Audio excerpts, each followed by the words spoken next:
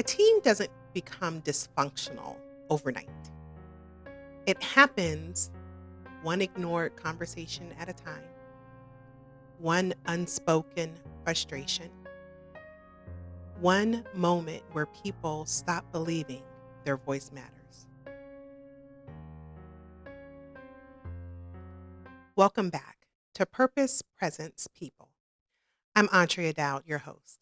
And today we're talking about something almost every organization struggles with: teams that are technically working together, but emotionally disconnected.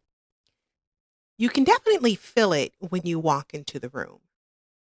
People are polite, but a little guarded.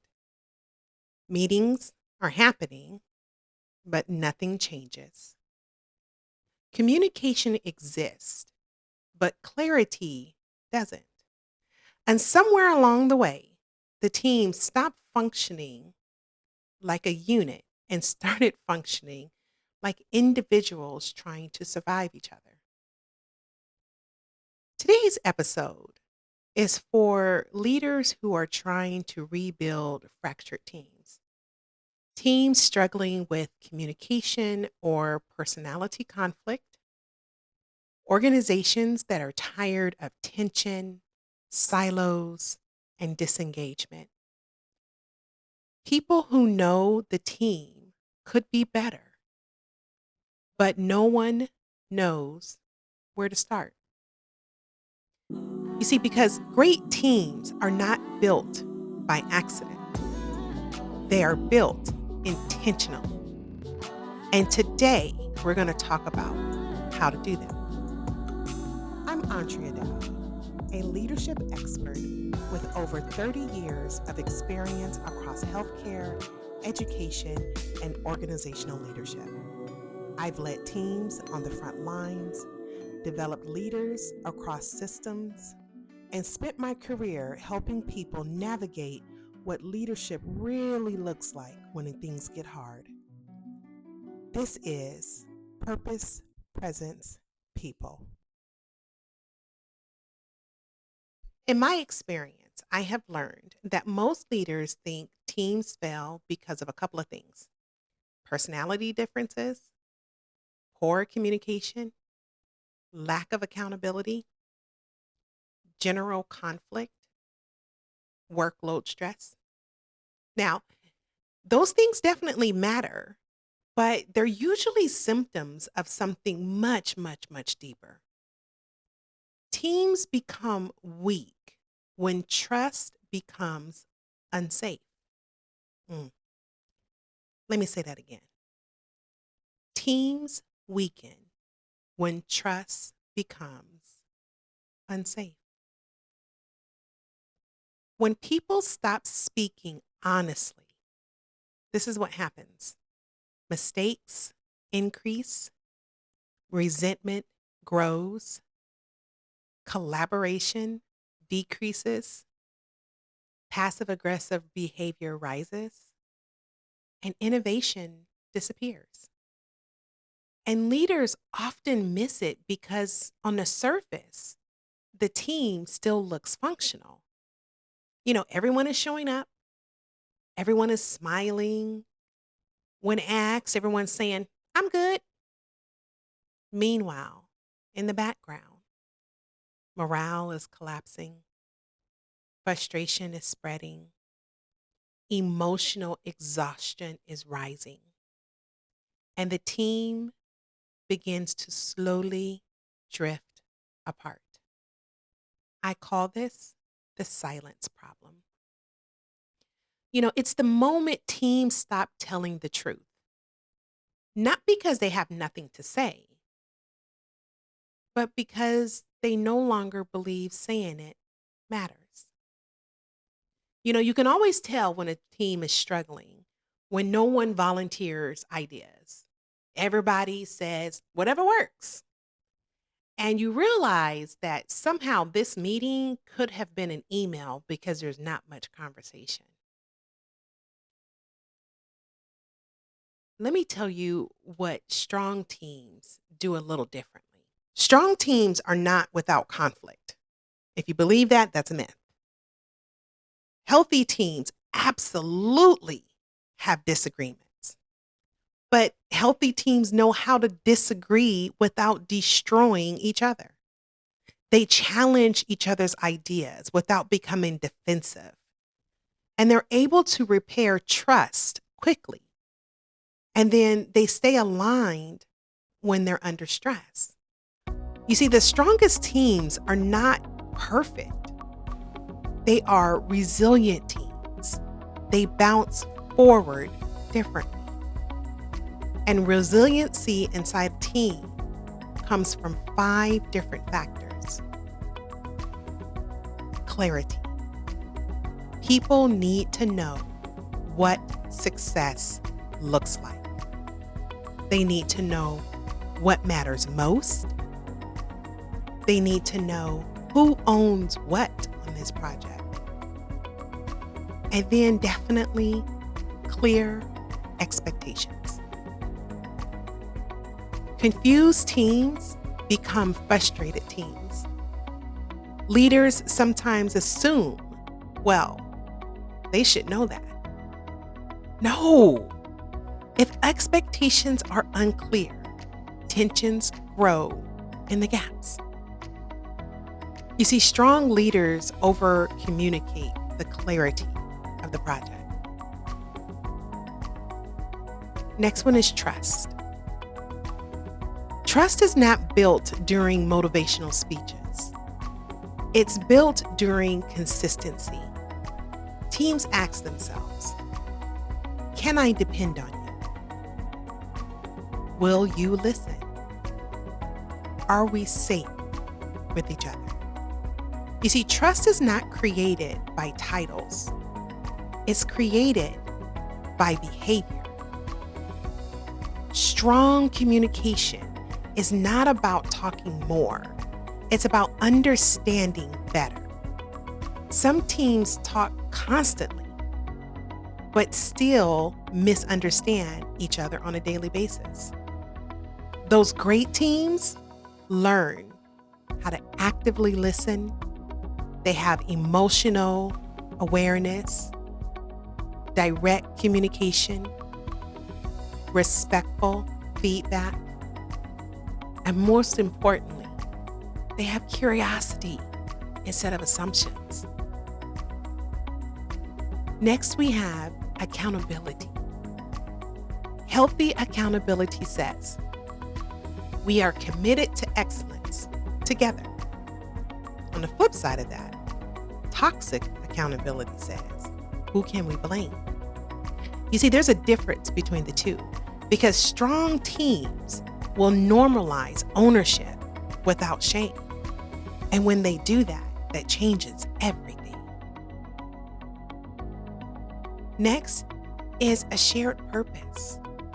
You see, people work differently when they feel connected to something meaningful. I tell my leaders all the time, connect your team back to their why, because teams become stronger when they understand why their work matters. If I don't do a good job at this, who does this impact? They want to know, how can I contribute? And then they want to know, what are we building together? Purpose creates alignment, and alignment is going to give you that momentum to succeed. You see, teams don't become extraordinary because everyone thinks alike. They become extraordinary because everybody commits to the same mission. Now, I want to talk leadership for a moment because leaders shape the emotional climate of the team. I call this the emotional climate effect. You can call it transference of energy, but it's the emotional energy of the leader that becomes the emotional energy of the team. Think about it. You ever been in a really, really good mood and you walk into the room and someone's not having a great day, and then they dump on you and you feel like they've sucked the life out of you because they set the emotion of the room at that moment. And so that's a perfect example of how, as leaders, we set the emotion of our teams. So be very mindful because if we are reactive or unclear or defensive, inconsistent, or emotionally unpredictable, the team absorbs it. Leaders set the tone, whether you realize it or not. And sometimes we unintentionally create the dysfunction that we're trying to solve. And so here are 3 things I want you to stop doing. Stop avoiding the hard conversations. You see, avoidance doesn't create peace. It delays conflict until that conflict becomes culture. And so strong leaders address tension early. Here's what I want you to remember. What you ignore, you condone. What you condone, you create. And what you create is the culture of your unit, your department, or your organization. The next thing I want you to stop doing, stop rewarding silence. If the only voice being heard is the loudest in the room, eventually everyone around is going to begin to disengage. Leaders, we must create space for the quieter voices, those who want to speak up but are not given a chance. We want to create that space for honest feedback. You see, disengagement and difficult truths is what we want to create space for. Number 3, just because everyone is busy doesn't mean everyone is united. So do not confuse activity with alignment. A busy, disconnected team still struggles. Alignment matters more than motion. And so I want to give you some tips in today's podcast on how to rebuild a struggling team. So if your team is struggling right now, here's where I want you to begin. Not with another motivational speech, okay? And don't go out and do another pizza party. I know, everyone loves free food, but that is not how you rebuild your struggling team. And let's not start off with one of those let's communicate better speeches. I want you to start here. Tell the truth. Leaders must acknowledge reality. Their perception is their reality. You see, the team already knows when things feel a little off. Pretending everything is fine destroys your credibility. Step 2, rebuild safety. I want you to ask, what are we avoiding? What conversations are overdue? Where has trust been damaged?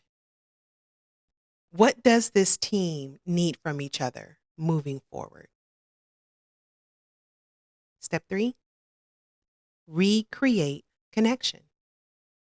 You see, people collaborate better when they feel humanized. Teams need to share wins. They need to have meaningful dialogue. They need to have appreciation, a moment to reflect, and they also need to show empathy. Step 4, I want you to create a team agreement. This is kind of like a commitment that they're going to make to each other, because what healthy teams do is they define how they are going to communicate, how they are going to handle conflict, and how they're going to support each other. And most importantly, they define what accountability looks like. When you do that up front, things get easier.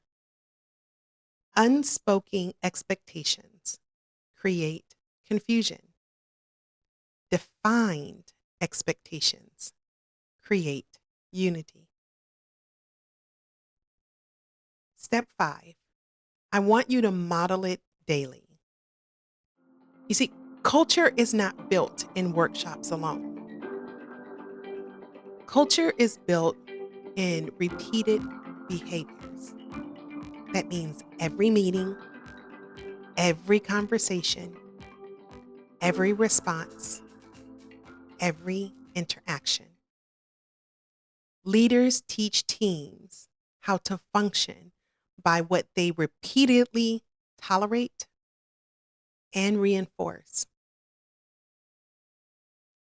When we talk about leading from the edge, this is where we lead teams through the edge. You see, the edge is that space between what I don't know and what I do know. It's that uncomfortable space that most people retreat from. And so what many leaders misunderstand about team development is they think, well, the goal to make my team more functional is to eliminate the discomfort. No. The goal is to help teams move through the discomfort together. Because every strong team eventually will reach the edge. And so the edge is where communication gets difficult, where personality clashes, where uncertainty rises, where pressure increases, where trust is tested, where growth becomes uncomfortable. And many teams never make it past that moment. Why? Because discomfort makes people want to retreat. In that moment of discomfort, some people become defensive. Some will disengage altogether. Some will just, you know what, I'm going to avoid conflict, so I'm not going to say anything. Some will try to over-control the situation. And then there are the ones who just emotionally shut down. But dynamic teams, they learn how to start connected inside that tension. That's where the edge model becomes transformational. If your team is struggling right now, that doesn't mean that your team is broken forever. It simply means trust needs rebuilding. Clarity needs restoring. Communication needs strengthening. And leadership, you need recalibrating. You see, strong teams are not born, they're built. And the best leaders understand this. Teamwork is not about forcing people to agree. It's about helping people move forward together.